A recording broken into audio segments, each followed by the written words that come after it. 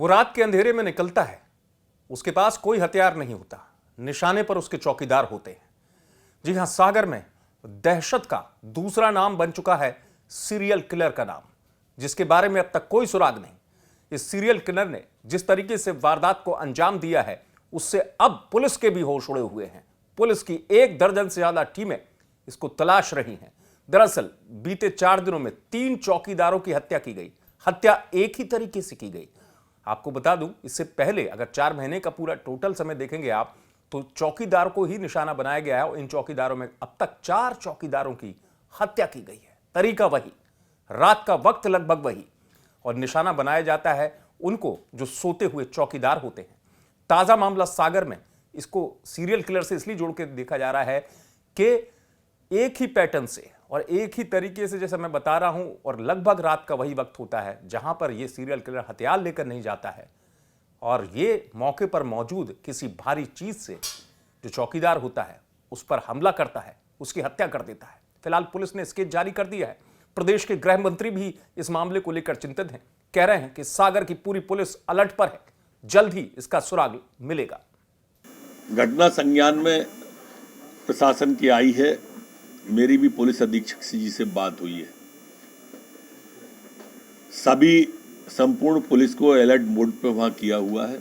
इसके साथ साथ जहाँ जहाँ पर हमारे रात्रि गश्त वाले चौकीदार इस तरह के लोग हैं, उनको भी सबको अलर्ट मोड पे किया है। तो हत्यारे को एक ही जन जागरण भी किया जा रहा है। सीसीटीवी के फुटेज भी अलग अलग जगह के पूरे सागर से निकलवाए गए हैं। 1-2 जगह सीसीटीवी फुटेज में कोई व्यक्ति दौड़ता हुआ, भागता हुआ इस तरह के दृष्टिगोचर हुए हैं। मैं समझता हूं कि अति शीघ्र इसके निष्कर्ष पे हम आ जाएंगे। जी, एक ही हत्यारा लग रहा है, सीरियल किलर टाइप। देखिए, अभी प्रथम दृष्टया जो सामने आ रहा है वो इस तरह का चर्चाओं में निकल के आ रहा है कि कोई एक ही व्यक्ति इसको कर रहा है, पर जब तक पकड़ा नहीं जाता है तब तक कुछ भी कहना भ्रम पैदा करेगा अथवा जल्दबाजी कहलाएगी। गृह मंत्री कह रहे हैं कि पुलिस अलर्ट पर है और जल्द ही पता लगा लिया जाएगा। दरअसल दहशत इसलिए हो गई है कि बीते 4 दिनों में 3 मामले निकलकर सामने आए। इन तीनों मामलों के बाद हड़कंप मच गया।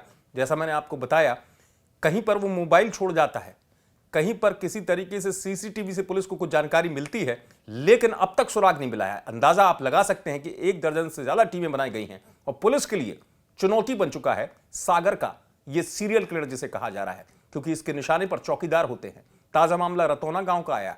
इससे पहले आर्ट एंड कॉमर्स कॉलेज जो है सिविल लाइन थाना क्षेत्र में, वहां मामला आया जहां चौकीदार की हत्या की गई। भैंसा गांव में हत्या की गई।